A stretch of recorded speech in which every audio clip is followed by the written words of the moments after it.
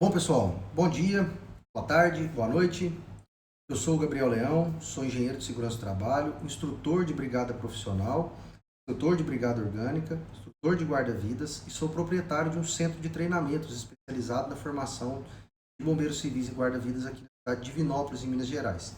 E eu estou aqui para mostrar para vocês uma alteração que aconteceu nas normas do Corpo de Bombeiro, relacionadas principalmente ao centro de formação e aos brigadistas profissionais, tá? Eu vou começar mostrando para vocês aqui onde vocês encontram essa legislação, ok? Vocês vão entrar aqui no site do Corpo de Bombeiros de Minas Gerais, Brigadas e Centros de Formação, Legislação. Aqui vocês têm as portarias, e para você que é brigadista profissional, portaria 50, de leitura obrigatória, você tem que conhecer essa portaria, porque é ela que regulamenta a sua atuação. Para os guarda-vidas, portaria número 53. Para os brigadistas florestais, portaria 52. Vou focar esse vídeo aqui na portaria 50, tá? As alterações que tiveram nas outras portarias são bem parecidas com essas aqui. A alteração você vai encontrar aqui em emendas. E aqui estão as emendas. A que nos interessa nesse vídeo é a emenda número 6, que altera a portaria número 50. Então, clicando aqui, você vai abrir essa portaria, vamos a elas. Portaria número 50 está aqui para a gente fazer um comparativo dos itens. Emenda número 6 está aqui para a gente avaliar os itens que foram alterados. Primeiro item.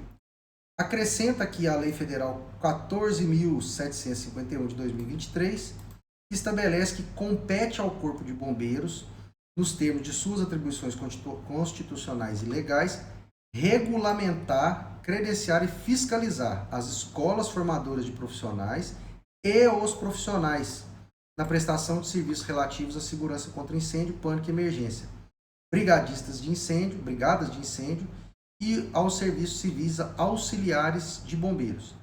Isso aqui entrou aqui, provavelmente, por causa de uma briga que está acontecendo entre o Sindicato dos Hospitais e o Corpo de Bombeiro, porque o Corpo de Bombeiro, na sua IT 12, aqui em Minas Gerais, passou a exigir 2 bombeiros civis, 2 brigadistas profissionais, por turno de trabalho para todos os hospitais, com mais de 50 leitos. E o Sindicato dos Hospitais alega que o Corpo de Bombeiro não tem essa autoridade para fazer esse tipo de exigência. E aí, esta lei federal é a que mostra que o Corpo de Bombeiro tem, de fato, essa atribuição legal, tá? Vamos lá, com relação a credenciamento de profissionais, artigo 4º do parágrafo 2º do artigo 4º. É opcional o credenciamento do bombeiro civil mestre, desde que devidamente registrado no seu conselho de classe. Existe o bombeiro civil, implementado pela norma 11.901, que tem os moldes do seu treinamento, a sua formação, a carga horária, a sua atuação, na ABNT 14.280, se não me engano. Ele pode ser um bombeiro civil líder, um bombeiro civil pleno, um bombeiro civil mestre. O bombeiro civil mestre é quase que um grau superior, tá? Então ele tem conselho de classe, ele tem que ser registrado assim como o engenheiro tem que ser registrado no CREA.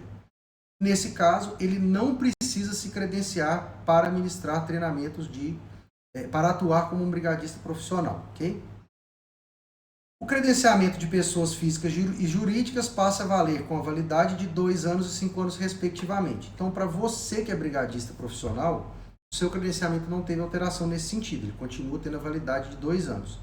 Para as empresas de brigada ou para os centros de formação, essa validade pulou de 2 anos para 5 anos. Okay? Então, se você tem uma empresa de brigada profissional, o seu credenciamento tem que ser revalidado a cada 5 anos somente agora, e não 2, como era antigamente. Alterar o artigo 8º. Constatadas irregularidades no requerimento de credenciamento ou renovação, ele será devolvido como forma de notificação para correções. Isso já era assim, tá? Na prática já era assim. Agora ele foi corrigido só o texto aqui, ok? Mas, em se tratando de irregularidade que inviabilize o credenciamento, então, por exemplo, se você mandou um documento errado, eles vão te devolver e falar, olha, corrija esse documento e nos retorne. O documento não é esse, por exemplo. Agora, em caso de irregularidade que inviabilize o credenciamento, o requerimento será indeferido, tá? podendo ser o interessado recorrer. Então, por exemplo, você quer credenciar uma brigada profissional e não tem um CNPJ compatível com esse serviço. O Corpo de Bombeiro vai indeferir o seu pedido, você vai ter que adequar o seu CNPJ para depois fazer uma nova solicitação, ok? Ah, mas foi uma interpretação errada do Corpo de Bombeiro. Você tem até 5 dias úteis para apresentar um recurso da avaliação dele. Revogado o inciso 3º do artigo 13º. Então, vamos lá ver que artigo é esse que foi revogado. Artigo 13, inciso 3º.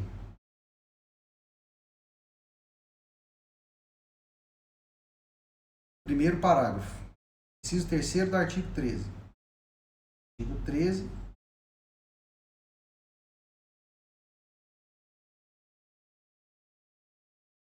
Artigo 13. Parágrafo 1º, 2º, 3º e 4º. Então, que não sei se eles quiseram revogar o inciso 3º ou parágrafo 3º, tá? E esse item não tem inciso 3º. Okay? Mas vejamos. Da brigada profissional para o credenciamento será exigido comprovante CNPJ anterior a 60 dias. Impossível ter revogado isso aqui. É obrigatório apresentar o CNPJ. Então, provavelmente seria o parágrafo 3º. Okay? O processo de credenciamento ou renovação de credenciamento será instruído com documentos obrigatórios e, quando necessários, para elucidação ou comprovação de algum fato com documentos complementares. Provavelmente, um erro no texto dessa emenda, tá? Não faz sentido o Corpo de Bombeiro ter aberto mão de receber o CNPJ de uma equipe de brigada profissional para fazer esse credenciamento. Porque sem esse CNPJ, eu poderia estar na padaria e abrir uma brigada profissional, tá? Se estiver correto isso aqui, isso pode criar um problema jurídico para a brigada profissional, ok? Continuemos. Alterar o inciso 4º do parágrafo 1º do artigo 17. Artigo 17, parágrafo 1º, inciso 6º. Para credenciamento do brigadista profissional, deixa de ser obrigatório a apresentação da declaração médica. Okay? Isso aqui, falei no vídeo anterior, pode ser um problema grave para o brigadista, para a escola que está formando ele e para a sociedade de um modo geral. Por quê? Nós aqui na nossa escola continuaremos a exigir o atestado médico para matricular o aluno no nosso curso. Porque como algumas atividades práticas de combate a incêndio, principalmente, são muito pesadas fisicamente, isso é um resguardo jurídico nosso, tá? Para que a gente evite um aluno ter um mal súbito aqui durante o nosso treinamento, tá? Durante o nosso curso. Agora, para o bombeiro civil propriamente dito e para a sociedade geral, isso aqui é um problemão, tá, gente? Porque se eu não preciso exigir um atestado médico mais desse bombeiro, eu posso acabar formando e tendo bombeiros civis atuando aí na sociedade, em eventos temporários ou em empresas, que não tem aptidão física para isso. Então você imagine você estar em um evento e o brigadista profissional que vai te atender num eventual mal súbito seu tem um problema de punho e ele não consegue fazer uma RCP adequada, ou ele não consegue transportar uma maca, uma prancha, tá? Ou esse brigadista tem um problema grave no joelho, um tendão rompido, um problema de articulação grave e ele não consegue ajoelhar no chão. Como é que ele vai te atender? Como é que ele vai fazer força para te carregar escada acima, escada abaixo? Porque isso acontece na prática, tá, gente? Então isso aqui para mim é uma decisão errada do Corpo de Bombeiro, tá?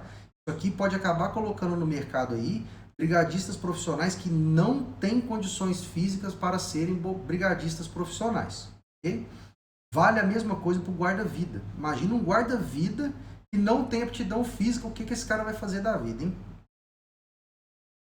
Acrescentar no parágrafo 3º ao artigo 19, o credenciamento do bombeiro militar da reserva como brigadista profissional não expirará. Então o bombeiro militar da reserva, ele entra lá no sistema, faz o seu credenciamento e ele não precisa fazer essa renovação mais. A não ser na hipótese prevista no artigo 21 dessa portaria, que seria